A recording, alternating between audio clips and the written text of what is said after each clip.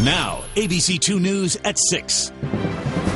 He has battled most of his life to overcome a learning disability, but now a Glen Burnie man is trying to survive alleged fraud and identity theft.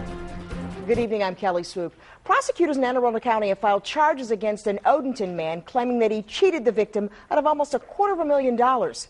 ABC 2 News' Jeff Hager has more on this scam. He was slow to learn how to talk. He required special education throughout his life.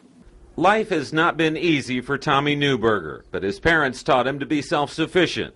He sorted mail here at the Glen Burnie Post Office for 25 years. Because I do a lot of physical work, pulling, lifting pallets. Like this week, I work 10 hours every day.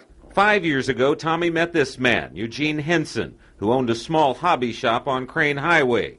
He claims Henson offered to make him a partner.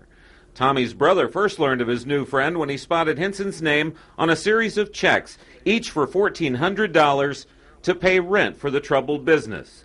Then collection agencies began threatening Tommy over credit cards bearing his name.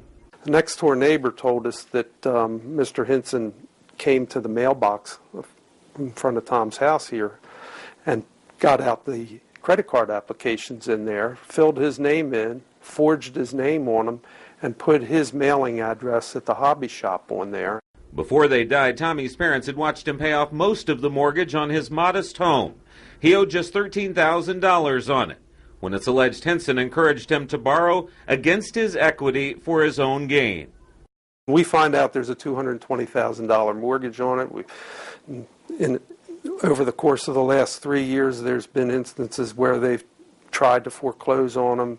Prosecutors in Anne Arundel County are now charging Henson with 14 counts, including theft against a vulnerable adult and identity theft. If you add it all up, he could get 90 years.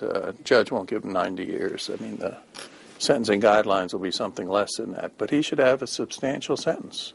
Tommy Newberger has worked hard his entire life to overcome his disability and the stigma that accompanied it. I went to Woodlawn Senior High, and that was the best school I ever went to back then. Students were pretty good. They teased me, and then I went to my classroom, and they all came and hugged me and apologized.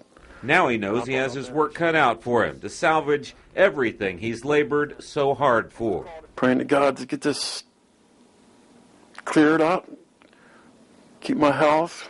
In Anne Arundel County, Jeff Hager, ABC 2 News. During a lengthy investigation, Henson left the state, but police have since tracked him down and arrested him in Virginia. Prosecutors here in Maryland are now awaiting his extradition.